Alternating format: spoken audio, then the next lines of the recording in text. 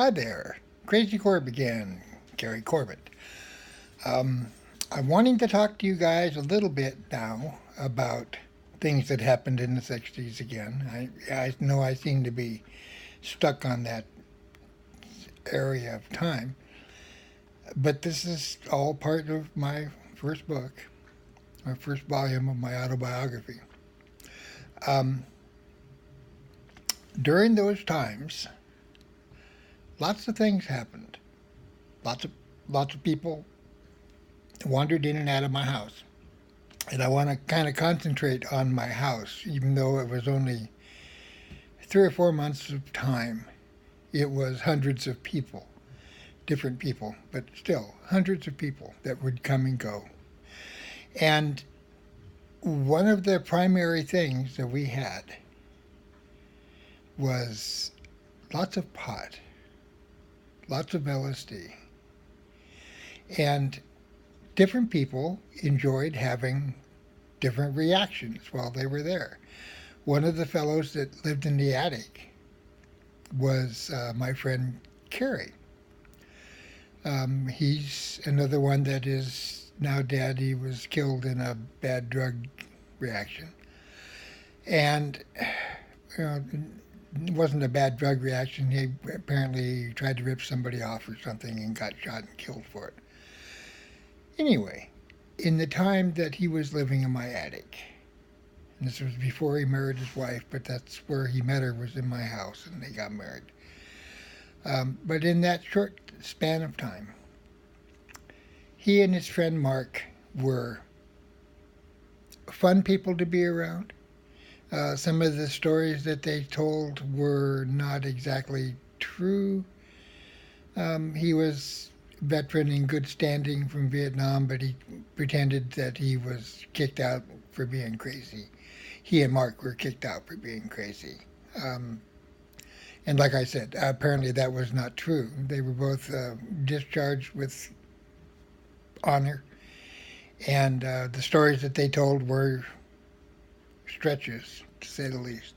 Anyway,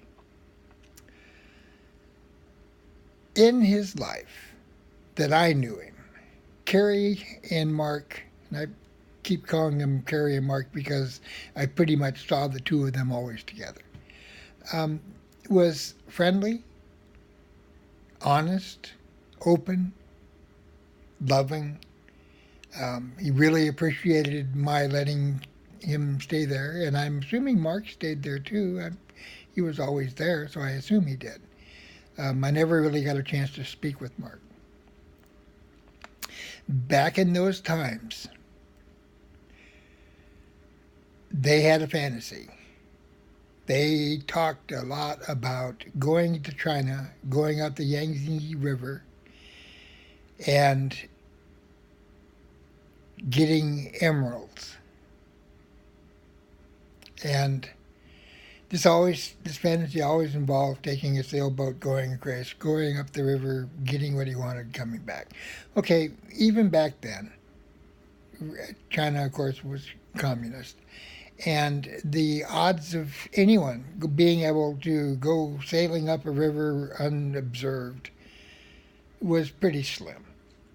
And then once you got there, finding the emeralds was also pretty slim. So I always thought this was just a stupid-ass fantasy. Far be it from me to criticize anybody for fantasies, but still, it just didn't seem to be in his cards. So you can imagine, while I'm sitting in the jail for blowing up police cars and selling machine guns and hand grenades and being a generally disruptive individual during the 60s. I picked up the paper one day. I'm a very avid newspaper reader. And here was this story of some fellows who hijacked a yacht, the Dohenney yacht to be exact, in Hawaii and sailed off. Now, my immediate reaction was, oh, Mark and Kerry have gotten really off key and stolen the boat and sailed to China. Well, it was Mark and Kerry. I was definitely correct there. Um, but they weren't sailing to China. They were sailing to South America and looking for gold and diamonds, I guess. And they were going to, oh hell, I don't know, hide everything in the hull of a boat or in the keel. Um, but I didn't find out till much later that in fact it was Kerry and Mark because in the 60s I didn't know anybody's last names. Well, hardly anybody's last names. I knew a few. But I made it a habit not to know anyone's last names. And so I had no way of knowing for sure that it was in fact my friends that had done this. It's only been recently that I was informed by my friend Harry that they had, in fact, stolen the boat and named numerous people, witnesses, that they were crazy, trying to use they're crazy to not be charged with piracy on the high seas and setting people adrift, both of which came close to a death penalty, if not having a death penalty there. Of course, they were all first-time criminals because they were idiots. They stole a boat and sailed towards South America without any maps or even having a clue where they were going, and without any clue of how to run a boat, especially a sailboat, and using the motor the whole time because they didn't know how to set the sails and things like that. And I had a lot of the information that was part of the criminal thing sent to me by Harry because he had gone and researched through the archives. And how is it that you can deal with friends that do really strange things? Criminal, of course. And then they name you in the hopes of you proving that they're nuts because they did what they were talking about doing for years. Harry's take on it's a little bit different.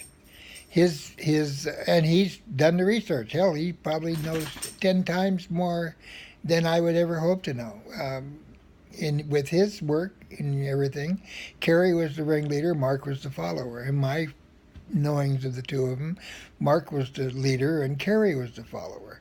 So there's been changes made in several things, but the fact remains. They stole the Dohenney yacht, number one. Why they picked him, I'll have never a clue. It was a good boat. It was well stocked. Maybe that's why. But they set him adrift. They didn't put him in a boat, which is what they had always talked about, because they didn't want to hurt anybody. In the 60s, hurting somebody was not something that people tried to do or wanted to do. However, that was kind of where they were going. That's where they were at. That's how they were supposed to do it. Apparently, Mark saved the lives of the crew members who were all just basically thrown over the side, in that they threw a life raft and threw life preservers on the flip of a coin. And apparently Mark flipped the coin and gave the results and apparently lied and gave them the benefit, the people that were survived, which is also why they got caught. Okay, I don't have a problem with a lot of things that a lot of people do. I do have a problem with people killing each other. There's a problem about that. It's just a moral code thing. However, it is interesting that they did what they had talked about doing. I'm sorry that Kerry's life turned as it did because he has a son who's an adult now, of course, because we're talking 50 years. His wife may or may not be alive still. I really liked Kerry. I feel sorry that he actually went this way. But I've had friends with crazier ideas that have gone further, tried harder, and gotten into less trouble. Piracy in the high seas is a very, very dangerous thing. His wife wouldn't go with him. Good. Good for her. I hope his son has learned from that and doesn't hold too big a grudge against his father, because as misguided and ridiculous as that whole idea seems, Kerry had a really big heart, and he did truly try to be a person that you would want to be friends with. I was friends with him. I liked him a lot. I feel sorry that his life ended as it did. I've had other friends who were also killed for various reasons. But, you know, I've known a lot of people. I've seen a lot of things. You aren't always there to help. You wish you could, but you can't. So, the only thing I would say to keep in mind about this whole thing, when friends talk about really crazy ideas, don't poo-poo their ideas, but question their motives and suggest that there might be a better way for them to work out whatever the hell it is they're trying to work out. And with that, thank you for watching. Please subscribe. I need subscribers. I need at least 100, and I've only got 26. So I'm only a quarter of the way there, and I've been doing this for a lot of years. So please do subscribe. And like it if you like it. Hit that thumbs up. Those things mean a tremendous amount to me. Comment is also another one. Please comment. Say something. And till next time, which will be shortly because I'm going to do a second story.